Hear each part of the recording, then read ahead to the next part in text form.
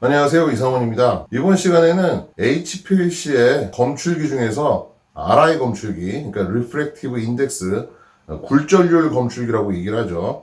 그래서 자주 사용하는 것은 아니지만 아예 안 사용하지는 않는 검출기에 대해서 한번 얘기를 해보도록 하겠습니다. 보통 여러분들이 가장 많이 사용하시는 검출기는 이제 UV 디텍터죠. UV를 물질을 검출하는 용도로 사용하기 위해서는 분석 대상 물질이 어떤 성질을 가져야 되죠? 파이 전자를 갖고 있는 그런 물질이어야 된다는 거죠. 그래서 파이 전자가 자외선을 받으면서 들뜬 상태가 되면서 그 에너지를 흡수하는 그런 성질을 가지고 있는 물질이어야지 우리가 UV를 디텍션을 할 때 사용할 수 있는 이제 도구로 쓸 수가 있다는 얘기죠. 자, 두 번째는 또 어떤 게 있냐면 이제 플로렌스 디텍터, 형광 디텍터죠. 이걸 사용하기 위해서는 분석 대상 물질에 형광을 띠고 있어야 됩니다. 그러니까 형광을 띠고 있는 펑셔널 그룹을 가지고 있어야지 우리가 플로레센스 디텍터를 사용할 수가 있다는 얘기고요. 그 다음에 이제 매스 스펙트로메트리, MS 디텍터를 또 사용을 하죠. 자, LCMS에서 이제 많이 디텍터로 사용을 하는데요. LCMS에서는 이온화되는 방식이 어떻게 합니까? 보통 이제 일렉트로 스프레이 방식, ESI 방식을 많이 사용하고요. 그 다음에 ESI 방식으로 이온화를 시킬 때는 반드시 물에서 물질이 이온화되는 물질이어야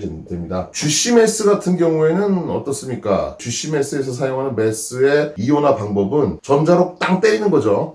전자로 땅 때리거나 혹은 뭐 다른 방식으로 원자로 땅 때리거나 아니면 매스 자체만 가지고 우리가 분자량을 측정한다 그러면 무슨 말디, 그죠? 말디 같은 그런 방식도 있고요. 그래서 보통 레이저라든지 아니면 전자 혹은 원자로 때려가지고 이온화를 시키는 그런 방식이 있는데 보통 LCM에서 사용하는 이제 매스 디텍터 같은 경우에는 전압을 걸어줘가지고 이온화를 시킨다고 말은 하지만 사실은 그 전에 이동상에서 우리가 분석하려는 물질이 이온화가 돼 있어야지 우리가 제대로 디텍션이 된다라고 볼 수가 있습니다.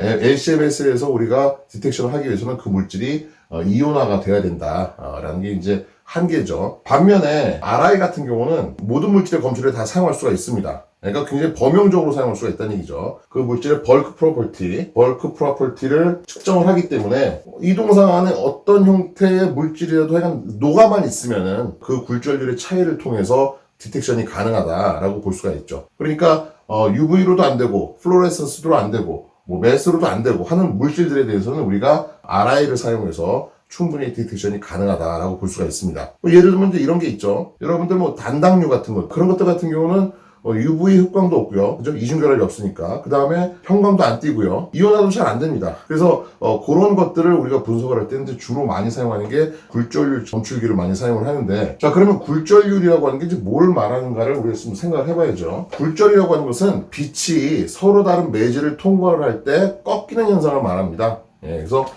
보통 이제 서로 다른 매질, 미디움이 다르죠. 다른 매질에서 뭐의 변화가 생기냐면은 빛의 속도의 변화가 생깁니다. 공기를 통과하는 빛의 속도와 그 다음에 물속을 통과하는 빛의 속도는 다르다는 얘기죠. 그 다음에 그 물속에 만약에 어떤 물질이 녹아있다라고 한다면 어떻습니까? 그 물의 밀도는 점점 높아질 겁니다. 그죠? 그러다 보니까 이제 빛이 통과하기가 굉장히 좀 힘들어진다는 얘기죠. 그래서 빛의 속도가 서로 달라지고요. 그 다음에 빛의 강도가 달라집니다. 그러니까 서로 다른 매질 안에서는 빛의 속도라든지 빛의 강도가 변화가 생기고요. 이런 변화에 의해서 빛이 굴절이 된다. 이렇게 생각을 하시면 되겠습니다. 자, 그러면은 빛의 속도가 달라지는데 왜 굴절이 되죠? 이라고 이제 우리가 생각할 수 있죠. 이런 예를 한번 들어볼 수가 있습니다. 자, 예를 들어서 여기는 포장도로고요. 여기는 비포장도로입니다. 자갈밭이에요. 그런데 자동차가 이렇게 수직 방향으로 이렇게 지나가는 것이 아니라 예를 들어서 비스듬하게 이제 이런 식으로 지나간다고 한번 가정을 해봅시다. 자, 그때 타이어의 한쪽은 지금 바로 여기 있고요. 그 다음에 앞에 있는 또 다른 옆에 타이어는 이제 이렇게 있어요. 자, 이 두 타이어는 지금 포장도로를 달리고 있습니다. 그죠? 그러면 여기서 달리는 속도, 여기서 달리는 속도는 똑같아요. 자, 이 상태로 좀 더 전진을 해서 한쪽 타이어만 지금 비포장길로 들어갔습니다. 나머지는 아직 포장도로에 남아있는 상태예요. 그럼 어떻게 됩니까? 여기를 지나는 속도와, 그죠? 이 타이어가 지금 비포장도로 이 부분을 지나는 속도와, 그 다음에 포장도로를 지나는 속도는 서로 다르겠죠. 한 몸인 자동차에서 지금 두 개의 바퀴가 지금 서로 다른 속도를 내고 있으면 어떻게 됩니까? 한쪽으로 돌아갈 겁니다. 그래서 마찬가지로 포장도로, 비포장도로 우리가 서로 다른 매질, 빛이 통과하는 서로 다른 매질이라고 생각을 하면은 우리가 똑같이 생각할 수가 있죠. 예를 들어서 여기가 공기고요. 여기가 물이에요. 그럼 공기 중에서의 빛이 물에서의 빛의 속도보다 훨씬 더 빠르다라고 볼 수가 있고요. 그 다음에 굴절이라고 하는 것은요. 빛의 성질 중에서 이제 파동의 성질에 의해서 나타나는 것이죠. 빛이 파동과 입자의 성질 두 가지를 가지고 있다는 건 여러분 다 아실 겁니다. 근데 빛이 굴절된다는 것은 빛의 파동으로서의 성질을 나타내는 하나의 현상이다라고 우리가 생각할 수가 있는 거고요. 자, 그러면은 빛이 파동이니까 이제 이런 식으로 좀 들어오고요.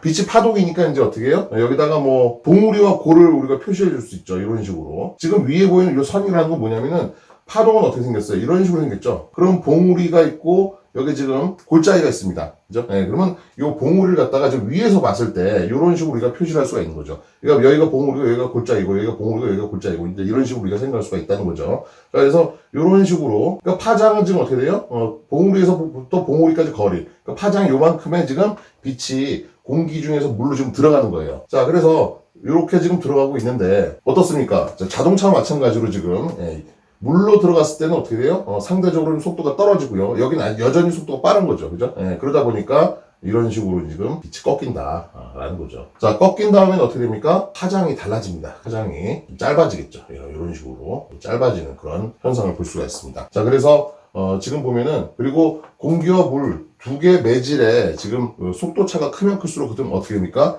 이 꺾이는 각도가 점점 커지겠죠. 이런 그 매질에서의 속도의 차이 때문에 빛이 굴절이 된다라고 볼 수가 있고요. 그러면은 요 물에 녹아있는 물질의 농도가 점점 높으면 높을수록 어떻게 됩니까? 이 꺾이는 각도는 점점 커질 겁니다. 그래서 그 정도를 측정을 해서 우리가 디텍션을 하는 것이 바로 굴절률 측정계다라고 볼 수가 있는데요. 자, 근데 굴절률이라고 하는 건 빛의 굴절이 되는 정도는요. 서로 다른 매질에서의 그 빛의 속도의 차이에 의해서도 마찬가지로 굴절이 되는 정도가 다르지만요. 지금 보면은 들어가는 매질의 밀도, 이 매질이 지금 이 밀도가 어떻게 되냐? 농도라든지 아니면은 조성이 될 수도 있습니다. 혹은 온도에 따라서 달라지죠. 만약에 물의 온도가 높으면 어떻게 됩니까? 물의 온도가 높으면 물 분자와 물 분자 사이의 거리가 넓어지니까 상대적으로 온도가 높을 때는 그만큼 통과하는 빛의 속도가 빨라질 겁니다. 그러니까 거기서도 마찬가지로 속도 차이가 생기니까 굴절 꺾이는 정도가 서로 다르겠죠. 그 다음에 이제 압력에 따라서 달라집니다. 압력이 세면 어떻게 돼요? 분자와 분자 사이의 거리가 좁아지면서 빛이 통과하기가 상대적으로 힘들어지겠죠. 그래서 매질의 농도 혹은 조성, 그 다음에 매질의 온도와 압력 따라서 달라진다라고 볼 수가 있고요. 그러면 우리가 이제 신경 써야 될 게 뭡니까? RI 디텍터를 사용할 때 이동상의 온도, 조성이라든지 압력이라든지 이런 것들에 변화가 있으면은 사실은 뭐에 의한 변화만 우리가 캐치를 하고 싶은 거예요? 이동상에 흐르는 분석 대상 물질의 농도의 변화만 우리가 캐치를 해서 피크로 나타내고 싶은 것인데 그것 말고도 굴절률에 영향을 주는 것들이 이런 것들이니까 이동상의 조성이 일정해야 되고요. 그 다음에 흐르는 이동상의 온도라든지 압력도 마찬가지로 일정해야 된다라는 얘기죠. 자, 그러면 그런 것들을 일정하게 만들기 위해서는 이제 우리가 어떻게 해야 되는지 한번 얘기를 해보겠습니다. 자, 이거는 굴절률 검출계에서의 그 플로우셀을 나타낸 겁니다. 그래서 지금 보시면 이제 아래 이렇게 하얗게 지금 표시된 공간이 이동상, 샘플에 들어있는 이동상이 흐르는 통로고요. 그 다음에 이제 이 부분이 레퍼런스 셀이라고 그래가지고 미리 샘플 인젝션을 하기 전에 이동상이 미리 여기 흘러서 이쪽에 이제 이동상을 꽉 채워줍니다. 그리고 여기서는 이제 이동상이 그 다음에 샘플 인젝션 한 다음에 여기에는 이동상이 더 이상 흐르면 안 되겠죠. 왜냐하면 잘못하면 여기로 샘플이 흐를 수가 있으니까요. 그래서 인젝션 전에 이동상이 흘러서 이 부분을 채워주고요. 그 다음에 인젝션을 한 다음에는 이쪽 부분으로 이제 이동상이 흐르면서 둘 사이에 농도 차이가 생겨서 빛이 굴절이 되면은 거기에 따라서 이제 우리가 볼 수 있게 이 듀얼 포토다이오드로부터 우리가 디텍션을 할 수 있게 이제 만들어 놓은 장치죠. 자, 그래서 보통 그 RI 디텍터에 사용되는 빛은요, 빛이 파장이 크면 클수록, 파장이 길면 길수록 그 빛은 굴절이 잘 된다고 그래요. 그래서 짧은 파장의 빛보다는 파장이 큰 보통 660에서 880 나노미터의 빛을 사용을 하고요. 그런 빛을 발생하기 위해서는 텅스텐 램프라든지 아니면 LED 램프를 사용을 합니다. 자, 그러면은 예를 들어서 샘플 셀에 흐르는 이동상과 레퍼런스 셀에 존재하는 이동상이 서로 똑같다. 다시 말해서 얘는 지금 샘플이 안 흐르고 있다 라고 하면 어떻게 됩니까? 그런 경우에는 지금 빛이 들어가요. 빛이 들어가면 이 빛금친 부분들은 이제 쿼르츠라고 볼 수가 있죠. 유리 같은 그런 투명한 형태의 쿼르츠고요. 물론 이것도 공기 중에서 빛이 지나갈 때와 다른 속도를 보이겠지만은 직각으로 지금 들어가니까 어떻게 돼요? 굴절이 없죠, 그죠? 예, 굴절이 없다가 자 지금 여기 이 부분에서 어떻게 됩니까? 지금 비스듬하게 지금 이 석영을 만나죠. 그래서 석영이라는 물질은 공기 중보다는 혹은 물보다는 훨씬 더 밀도가 높기 때문에 그쪽 방향으로 지금 이제 빛이 꺾이죠. 그죠? 예, 꺾입니다. 그러니까 보통 밀도가 낮은 곳에서 높은 곳으로 빛이 진행을 하면 어떻게 됩니까? 이렇게 진행을 하면은 그쪽 방향으로 빛이 꺾입니다. 그러니까 이쪽이 밀도가 높고 이쪽이 밀도가 낮다. 그러면은 빛이 비스듬하게 들어가는 순간 밀도가 높은 쪽으로 꺾이죠. 반대로 밀도가 높은 곳에서 낮은 곳으로 빛이 진행을 한다. 예, 비스듬하게 이런 식으로 진행을 한다 그러면 어떻게 됩니까? 그때는 낮은 쪽으로 꺾입니다. 그러니까 이렇게 밀도가 낮은 쪽으로 이런 식으로 꺾이는 거 우리가 알 수가 있죠. 자, 거기에 따라서 생각을 하면은, 자, 이거 같은 경우는 이쪽 방향으로 꺾였다가 다시, 레퍼런스 셀, 이동선을 만나면 다시 이쪽 방향으로 꺾이면서, 그럼 여기랑 여기는 좀 서로 평행하죠. 그래서 여기를 지날 때는 전혀 꺾임이 없이 이제 이런 식으로 해서, 포토 다이오드의 이제 디텍션이 되는 거죠. 만약에 샘플 셀과 레퍼런스 셀의 굴절률이 서로 다른 용액이 흐르고 있다. 예, 그래서 이쪽이 좀 더 밀도가 높다. 이 안에 뭔가 좀 녹아있는 물질이 흐르고 있다. 라고 한다면 어떻게 되겠습니까? 그때는 서로 달라지겠죠. 똑같이 이렇게 오겠지만은, 여기서 꺾인 다음에, 그죠? 네, 꺾인 다음에, 상대적으로 지금 여기서 꺾이는 거 정도보다는 이쪽이 어떻게 됩니까? 훨씬 더 여기보다 이쪽이 농도가 낮으니까 덜 꺾일 겁니다. 네, 덜 꺾이니까 어떻게 돼요? 이런 식으로 나오겠죠, 이런 식으로. 그죠? 네, 이런 식으로 나오고요. 자, 그러면 여기서 이제 어떻게 돼요? 여기는 직각으로 지금 들어가는 게 아니라 약간 꺾이겠죠, 그죠? 네, 약간 꺾이면서 이제 이런 식으로 가겠죠, 그죠? 네, 이렇게. 그러니까 빛이 통과를 해서 굴절이 되니까 나오는 방향이 서로 달라진다는 얘기입니다. 그러면은 지금 여기에 두 개의 포토 다이오드가 있으면요. 이쪽에 빛이 더 많이 들어가면 어떻게 됩니까? 아무래도 샘플 셀에 지금 뭔가 농도를 가지고 있는 어떤 유체가 흐른다라고 우리가 볼 수가 있고요. 만약에 아래쪽으로 지금 빛이 더 많이 내려온다라고 한다면 어떻게 돼요? 굴절이 덜 되는 거니까 우리가 둘 사이에 농도의 차이는 없다라고 우리가 볼 수가 있는 것이죠. 그래서 포토다이오드는 빛을 감지하면 거기에 따라서 어떻게 돼요? 전류로 발생을 합니다. 그죠? 네, 이런 식으로 전류로 발생해서 그 차이를 바로 피크로 나타내는 것이죠. 그래서 원리는 대충 이제 이런 식으로 가는 것이고요.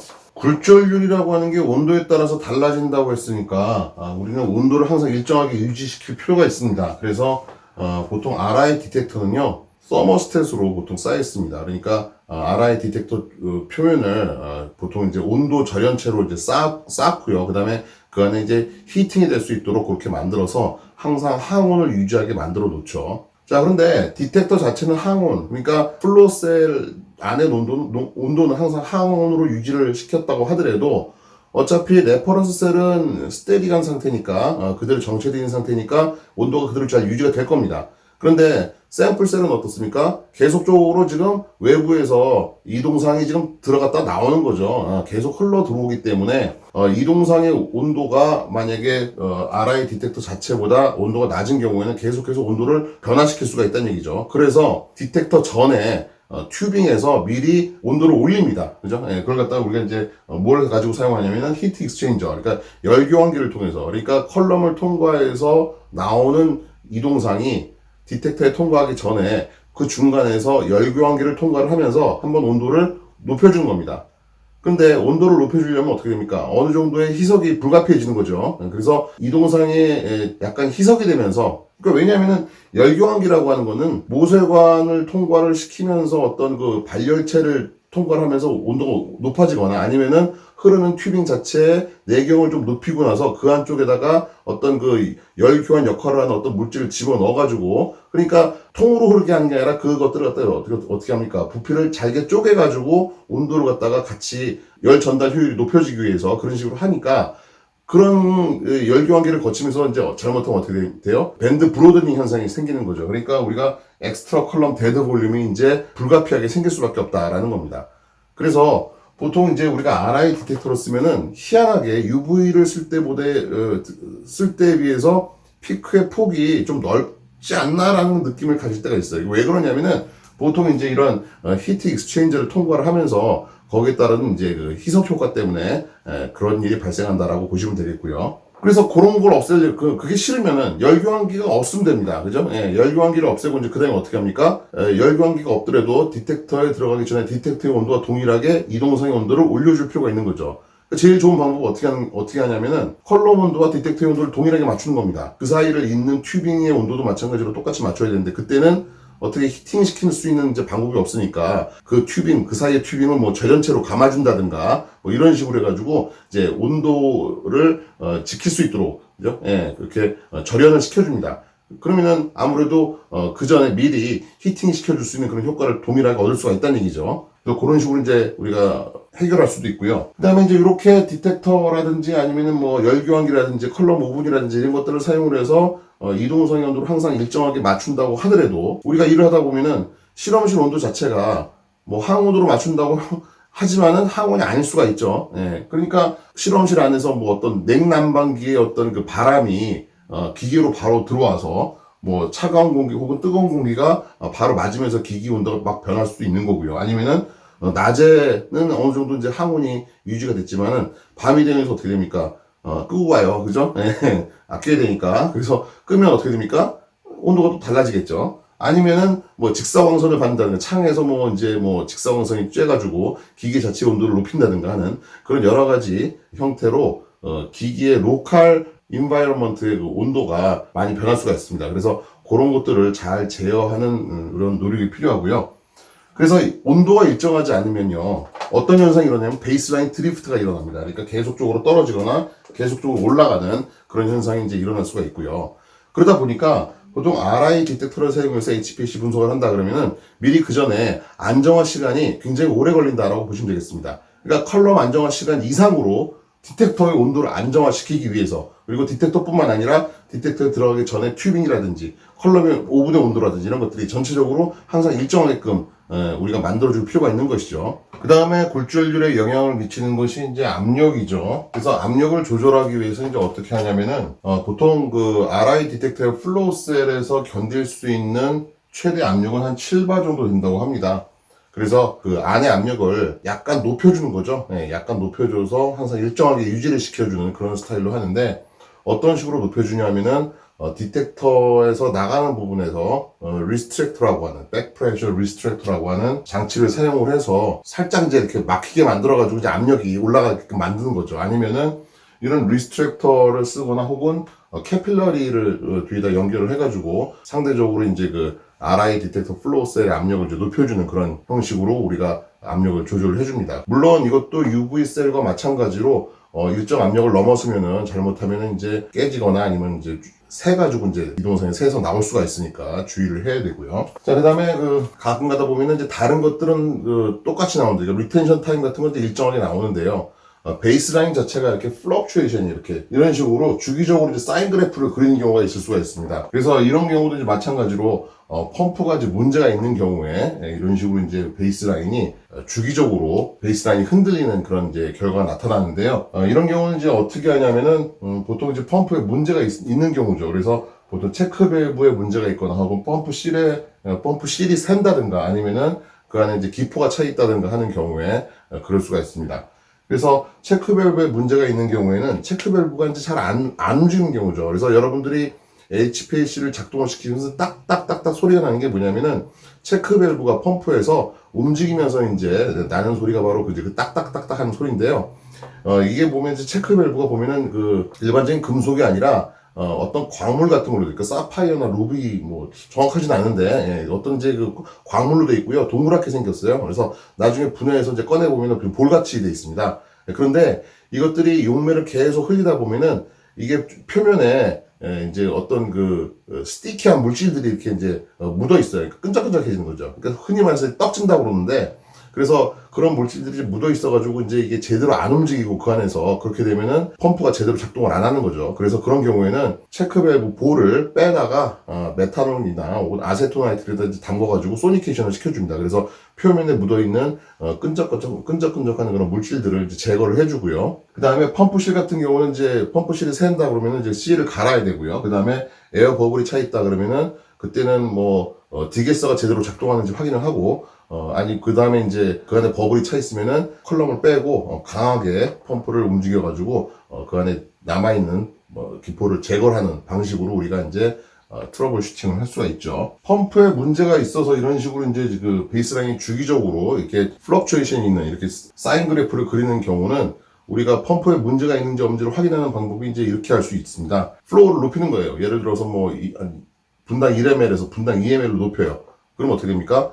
만약에 펌프에 문제가 있어서 이런 식으로 플럭추에이션이 생긴다라고 했으면은 그때는 아마 프리퀀시가 증가할 겁니다. 그러니까 예를 들어서 1에서 2로 유속을 높였어요. 그러면은 거기에 따른 진동수, 그죠? 예, 진동수가 많아지겠죠, 그죠? 예, 그래서 그걸 보고 우리가 펌프에 문제가 있구나라고 알 수가 있는 거죠. 자, 이 동상의 조성의 변화에 따라서도 굴절률을 달라질 수가 있습니다. 그래서 보통 RI 디텍터를 사용을 할 때는 우리가 그레디언트 조건을 하지 않고 항상 아이소크레틱 일루션을 사용을 해야 되고요.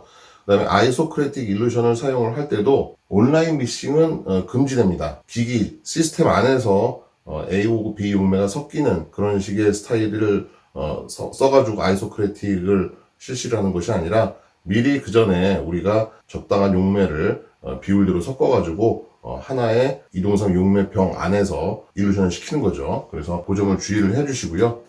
자, 그 다음에 디게싱은 항상 철저히 해야 됩니다. 그 안에 뭐 기포가 있거나 하면 당연히 굴절률에 영향을 많이 주기 때문에 항상 디게싱을 철저히 해야 된다라고 하고요. 그 다음에 이제 마지막으로는 우리가 RI 디텍터를 사용해서 이제 보통 분석을 하게 되면은 인젝션 블리프 현상이 보통 UV 디텍터보다 굉장히 심하게 나타납니다. 그러니까 예를 들면 이런 거죠. 무로고 아세토나이트를 베이스로 하는 모바일 페이스에다가 만약에 샘플을 메탄올에 녹여가지고 인젝션을 했다.